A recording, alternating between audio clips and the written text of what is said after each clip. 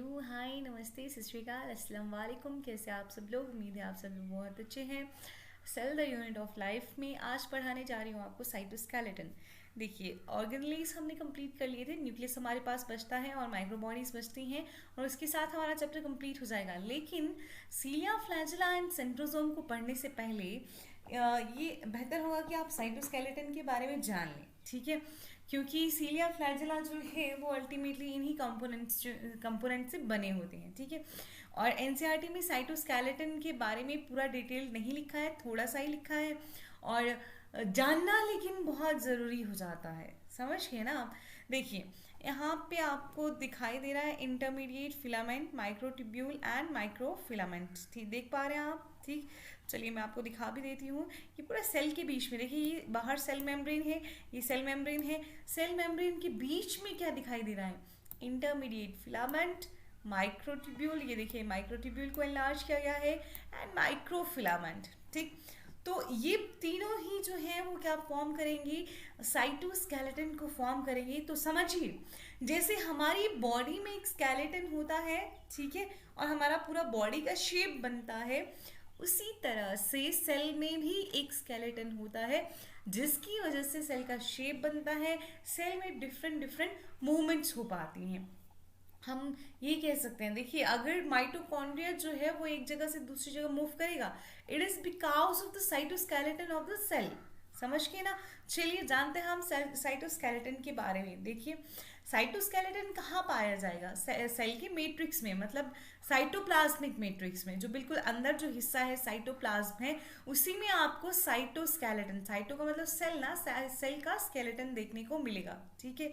इसको माइक्रोट्राबिक्युलर लेटिस भी कहते हैं और इसका मेन काम क्या है? सेल को मैकेनिकल सपोर्ट देना। ऑर्गेनेलिज अगर गलत पोजीशन पे हैं तो उनको सही पोजीशन पे लाना, ठीक है? फिर हमने पढ़ा एंडोमेम्ब्रेन सिस्टम में, हमने पढ़ा कितने सारे वेसिकल एक जगह से दूसरी जगह आते जाते रहते हैं, तो उनको मूव कराना भी किसका काम होगा? साइटोस्केलेटन का। प्रोटोप्लाज्मिक स्ट्रीमिंग या फिर साइटोप्लाज्मिक स्ट्रीमिंग, हम एक टर्म सुनते हैं, मतलब वो होता है प्रोटोप्लाज्म और साइटोप्लाज्म का मूवमेंट। तो वो अल्टीमेटली कौन करवाएगा? साइटोस्केलेटन करवाएगा, ठीक है? तो साइटोस्केलेटन जो है, it is found in cytoplasmic matrix, ठीक है? तो कहाँ पे पाया जाता है साइटोस्केलेटन? साइटोप्लाज्मिक मैट्रिक्स में पाया जाता है, ठीक? कैसा है ये? It is 3D network, 3 dimensional network होता है, नोन एज माइक्रोट्राबिक्युलर लेटिस, ठीक है? तो देखिए, क्वेश्चन ये आता है, पूछती हूँ मैं आपसे कि जो सेल में साइटोस्केलेटन है उसको क्या कहा जाता है? उसको कहा जाता है माइक्रोट्राबिक्युलर लेटिस, ठीक? अब देखिए, it is a network of filamentous protein structure. अब साइटोस्केलेटन में जो भी आपको कंपोनेंट्स देखने को मिलेंगे, उनमें आपको क्या नजर आएगी? उनमें आपको नजर आती है फिलामेंटस प्रोटीन के स्ट्रक्चर। फिलामेंट्स बने होंगे प्रोटीन के, जैसे आपने फ्लैजेला का फिलामेंट देखा था ना, उसी तरह से प्रोटीन के फिलामेंट बने होंगे साइटोस्केलेटन में। देखा ना आपने पीछे किस तरह से फिलामेंट बने थे? Okay.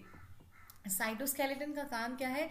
It provides mechanical support, aids in the correct positioning of organelles।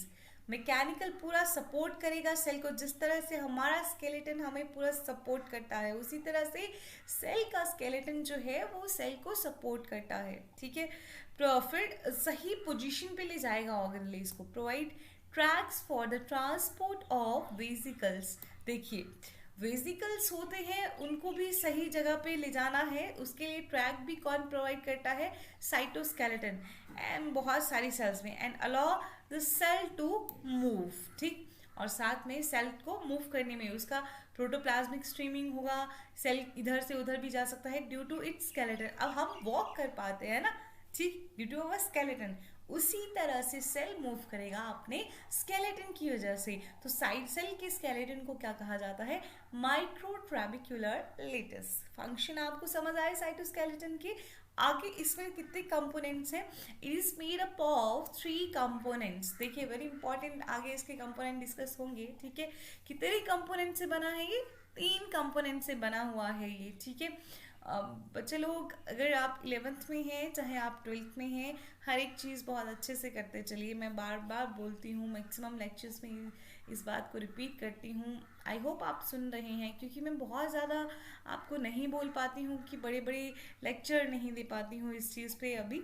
हाँ, सामने से बहुत कुछ दे सकती हूँ, लेकिन ऐसे लेक्चर के दौरान मुझे बहुत ज़्यादा बोलना पसंद नहीं है। तो आप बेहतरी से करिए अगर आप अपना बेहतर चाहते हैं, बार बार यही बोलती हूँ। ठीक, चलिए सबसे पहला कंपोनेंट हम पढ़ेंगे माइक्रोट्यूब्यूल। आज आप बोलोगे कि मैम आज आपकी आवाज़ को क्या हो गया, बड़ी आराम से बोल रहे हो आप, ऐसे तो आप चिल्ला चिल्ला के हर रोज़ बड़ा चिल्ला के पढ़ाते थे। थोड़ा तबीयत ठीक नहीं है, इसीलिए थोड़ा सा आपको आवाज़ में भी कम भी आ रही हो। वैसे तो मेरी आवाज़ कम आ नहीं सकती है, ठीक है। चलिए, माइक्रोट्यूब्यूल, तो साइटोस्केलेटन 3 मेन कंपोनेंट से बना है और उसमें हम पहला कंपोनेंट पढ़ रहे हैं माइक्रोट्यूब्यूल। ठीक है, तो सबसे पहले इनको डिस्कवर किया था डी रॉबर्टिस ने एंड फ्रेंचाई ने। किसमें डिस्कवर किया था?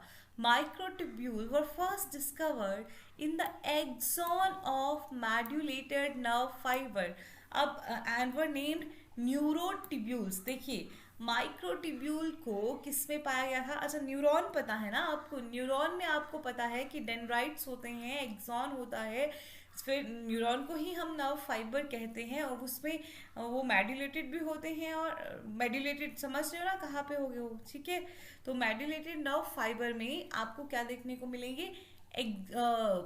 माइक्रोट्यूब्यूल। उनके एक्सॉन में, मेडुला में जो नर्व फाइबर हैं उनके एक्सॉन में आपको माइक्रोट्यूब्यूल्स देखने को मिलते हैं। और क्योंकि नर्व जो है वो नर्वस सिस्टम से रिलेटेड है, ब्रेन में है, तो उनको हमने क्या बोल दिया?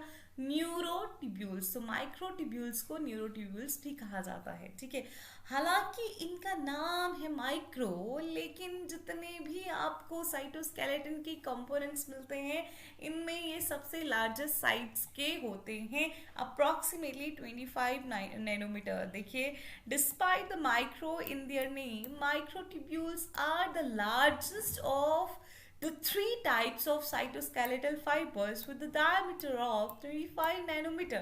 समझ रहे हैं ना आप? चाहे नाम पे लगा है माइक्रो, समटाइम्स ऐसा हो जाता है कि आपसे पूछा जाए कि 3 जो कंपोनेंट्स होते हैं साइटोस्केलेटन के, फिर से बता रही हूँ एनसीईआरटी पे साइटोस्केलेटन जो है वो बहुत ही कम दिया गया है। ठीक है, शायद मैं उसको सेंट्रोसोम के साथ ही मिक्स करके आपको पढ़ाऊंगी। ठीक है, मतलब बहुत छोटे 3-4 लाइन्स दी हैं, यहाँ पे मैंने अलग अलग करके आपको बताया है। ठीक है, तो माइक्रो है नाम पे, बाकी के साथ माइक्रो नहीं है। ठीक है माइक्रो, ऐसा नहीं है बाकी के साथ माइक्रो नहीं है, लेकिन मतलब ऐसा लगता है कि ये छोटे होंगे, लेकिन इनका डायमीटर सबसे ज़्यादा होगा 25 नैनोमीटर। बाकी के जो 2 बचे उनमें सबसे लार्जेस्ट जो होंगे वो माइक्रोट्यूब्यूल्स होंगे। अब ये माइक्रोट्यूब्यूल किससे बने होते हैं? तो आप ट्यूबुलिन प्रोटीन का नाम ज़रूर सुनते हैं, उसी से जो है वो माइक्रोट्यूब्यूल्स बने होते हैं। ठीक है, तो अ माइक्रोट्यूब्यूल किससे बना होता है? Is made up of tubulin protein. Very important, microtubule किससे बना है? Tubulin protein arranged to form a hollow straw-like tube, and each tubulin protein consists of 2 subunits, alpha and beta subunit। ठीक है, देखिए ये ट्यूबुलिन प्रोटीन्स जो हैं ये एक साथ जुड़ती हैं, एक पाइप, खाली पाइप जैसा, एक खाली ट्यूब जैसा बना देंगी। ठीक है, hollow straw like tube, straw समझता है ना आप, जिससे आप पेप्सी वगैरह पीते हैं। ठीक, तो एक हॉलो सा स्ट्रॉ जैसा ट्यूब बना देंगी जिसमें ट्यूबुलिन प्रोटीन्स होगी, और वो जो ट्यूबुलिन प्रोटीन होगी उस पर भी 2 सब यूनिट होंगी, अल्फा सब यूनिट एंड बीटा सब यूनिट। फिर ये अल्फा सब यूनिट, बीटा सब यूनिट जो हैं, ये ट्यूबुलिन प्रोटीन जो हैं ये 13 प्रोटोफिलामेंट फॉर्म करती हैं, जो फर्दर माइक्रोट्यूब्यूल बनाएगा। चलिए मैं आपको दिखाती हूँ कि किस तरह से होगा। चलिए देखिए, ये क्रॉस सेक्शन आपको दिखाई दे रहा है, मतलब एक ही जो है इसमें लिया गया है। देखिए इसमें एक ही ये वाला हिस्सा इस पे लिया गया है अलग से, तो आपको कैसा दिखाई देगा? अंदर से बिल्कुल हॉलो सा स्ट्रॉ लाइक है ना, जैसे आप पेप्सी पियोगे, सिप करोगे तो अंदर आ जाएगा, क्योंकि वो स्ट्रॉ जो है वो हॉलो सा ट्यूब होता है। उसी तरह से जो माइक्रोट्यूब्यूल है वो कैसा है? हॉलो सा ट्यूब है। किससे बना है?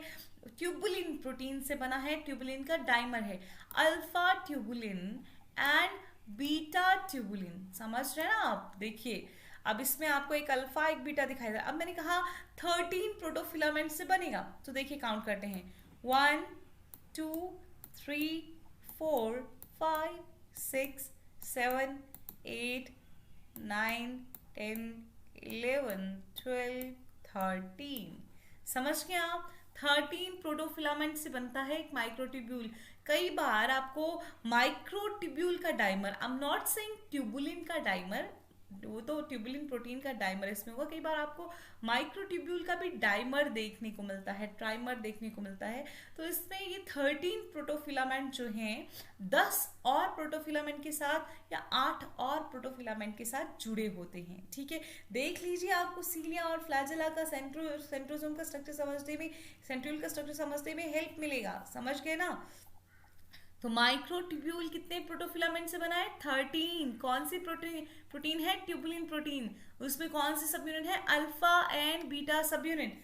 अब मेरी बात ध्यान से सुनिएगा। ट्यूबुलिन के फंक्शन, ट्यूबुलिन के माइक्रोट्यूब्यूल के फंक्शन हम पढ़ेंगे।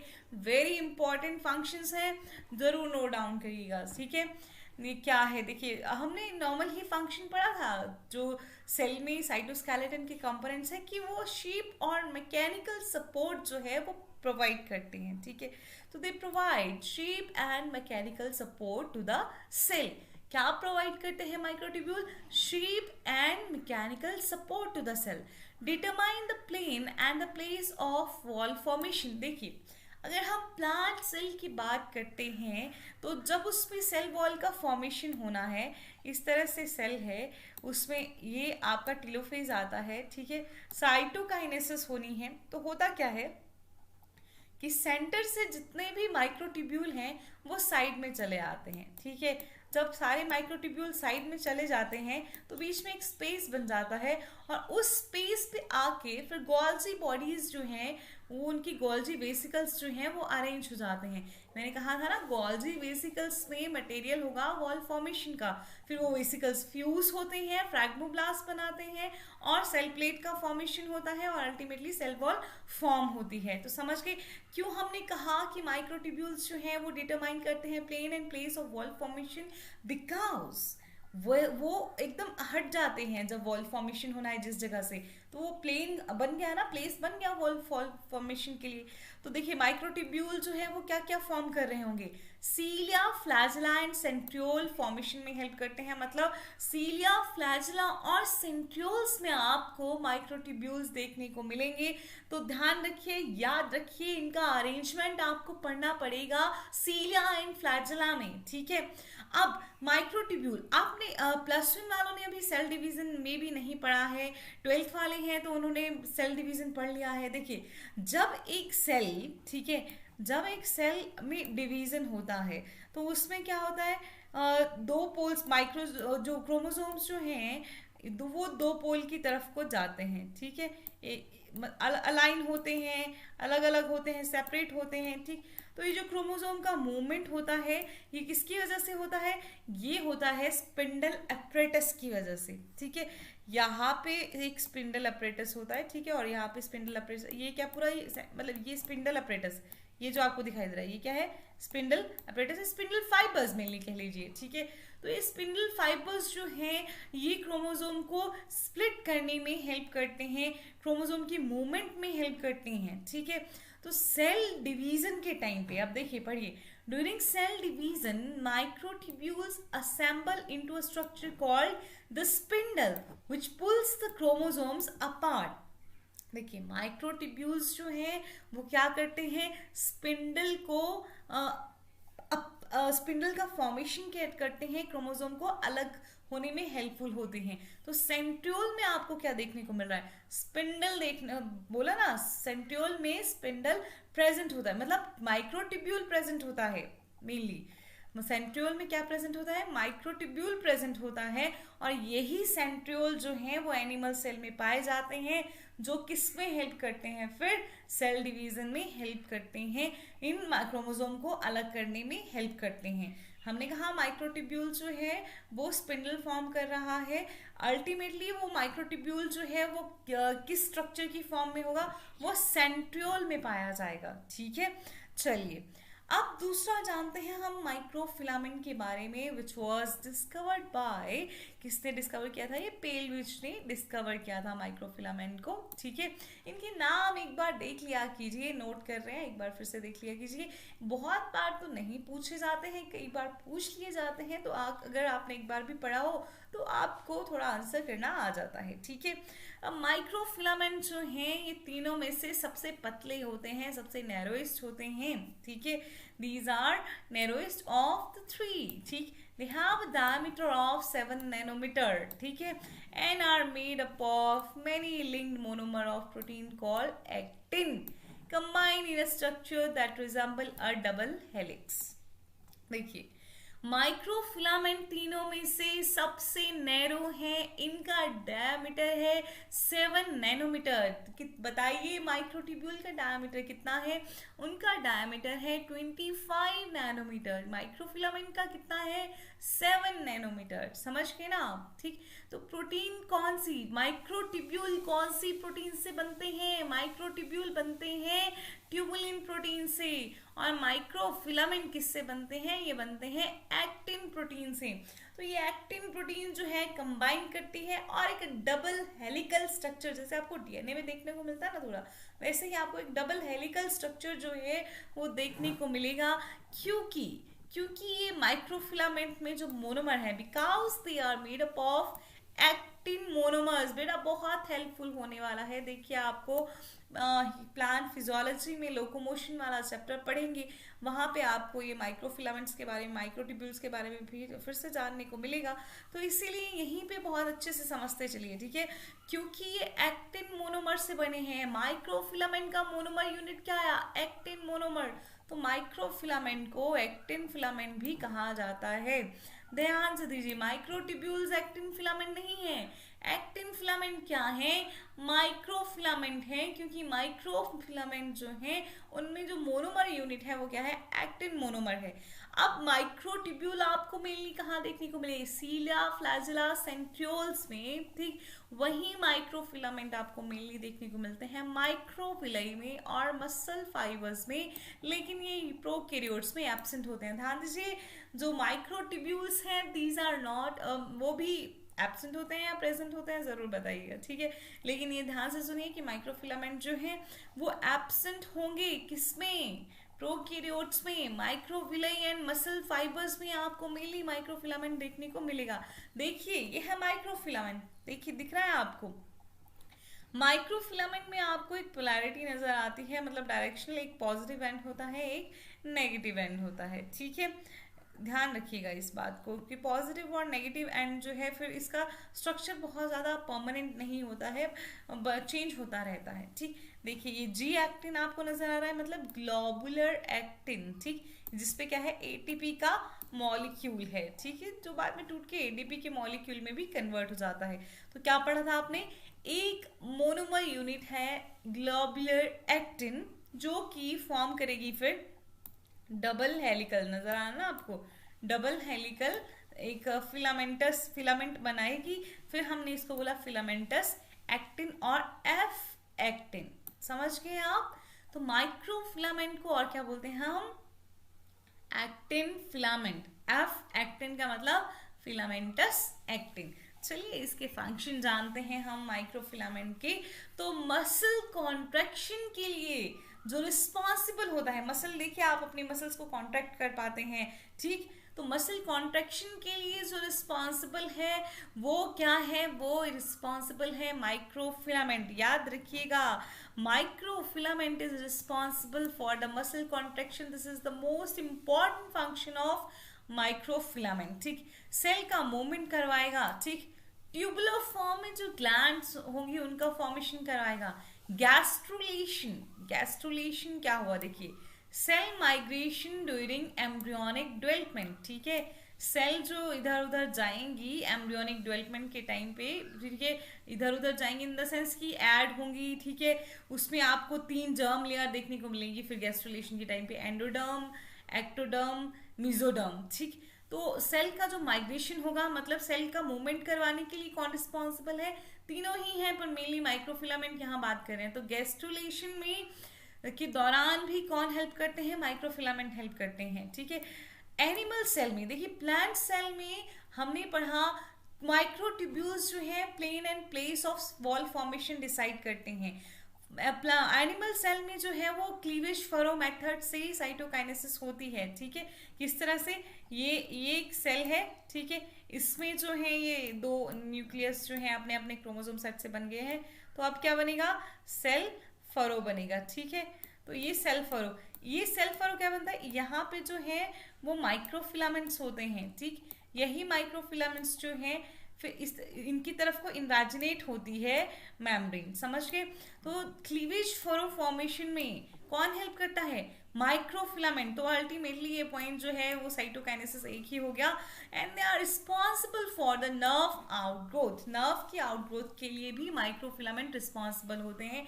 एक बार इनके फंक्शंस को आप याद कर लीजिए कि मसल कॉन्ट्रैक्शन में माइक्रोफिलामेंट हेल्पफुल है, ट्यूबुलर ग्लैंड फॉर्मेशन में हेल्पफुल है, फिर सेल्स की मूवमेंट में हेल्पफुल है, इसीलिए एम्ब्रियोनिक डेवलपमेंट के टाइम पे गेस्ट्रुलेशन में हेल्प करेगा, सेल डिवीजन में हेल्प करेगा, नर्व आउटग्रोथ्स में हेल्प करेगा, ठीक है। हमारा थर्ड कंपोनेंट आता है इंटरमीडिएट फिलामेंट।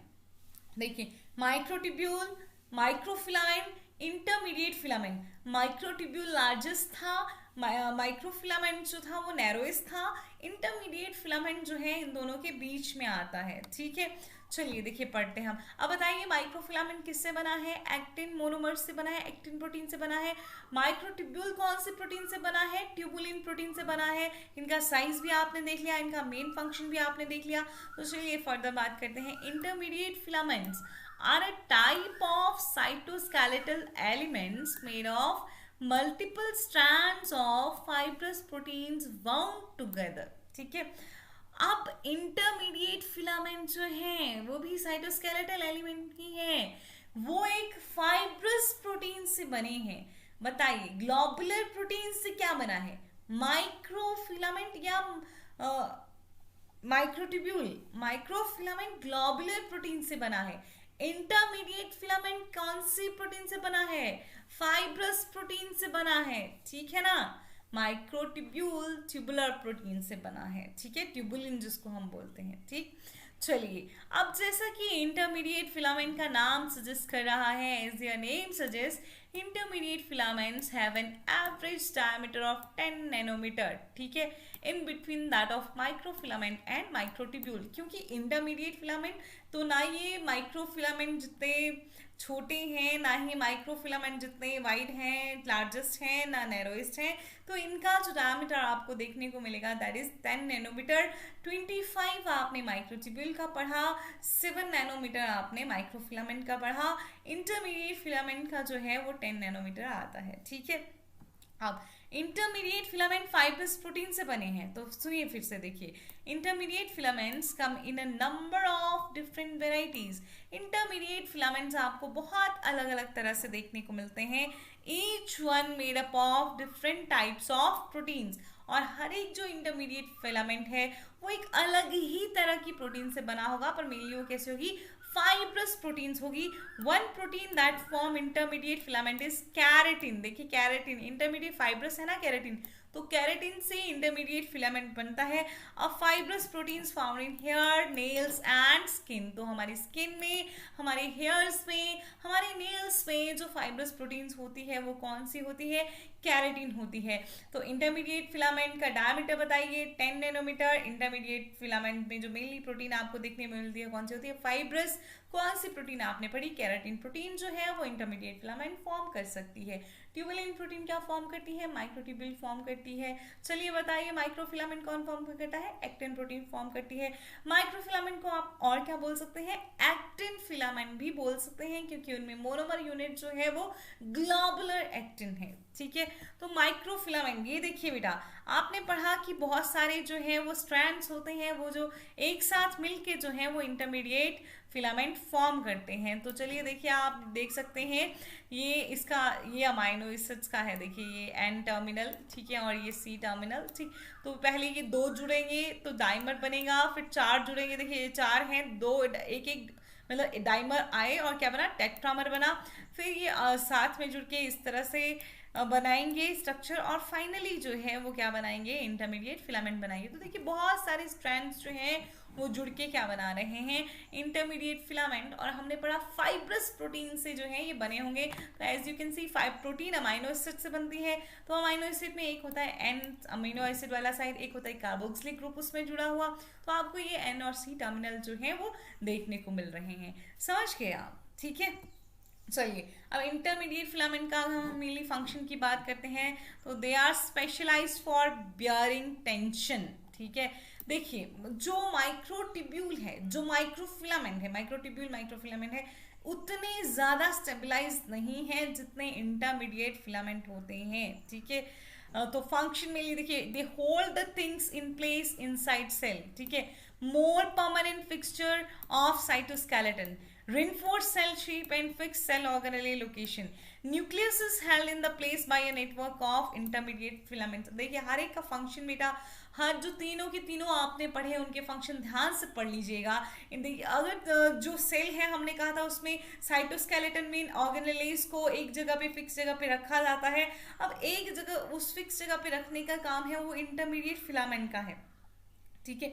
तो इसीलिए मेनली जो शेप बनाए रख रहा है दैट इज इंटरमीडिएट फिलामेंट, ठीक। चीजों को एक साथ जोड़ के रखता है, फिक्स रखता है साइटोस्केलेटन को। न्यूक्लियस जो अपनी जगह पे है तो इसकी वजह से है नेटवर्क ऑफ इंटरमीडिएट फिलामेंट। तो that is all about intermediate filament, microtubules and microfilament, which are the components of cytoskeleton, ठीक है। साइटोस्केलेटन इन तीन मेन कंपोनेंट से बना है, इन्हीं की वजह से सेल का शेप जो है वो मेंटेन है, ठीक है। प्लांट में सेल वॉल है वो भी शेप प्रोवाइड करता है, ठीक है। इंटरनली जो शेप मेंटेन है, इंटरनली जो ऑर्गेनेल्स अपनी पोजीशन पे हैं, जैसे न्यूक्लियस है, न्यूक्लियस के इमीडिएटली बाहर एंडोप्लाज्मिक रेटिकुलम है, उसके साथ में गोल्जी अपरेटस है, वो क्या बना रहे हैं, एंडोप्लाज्मिक रेटिकुलम, गोल्जी अपरेटस,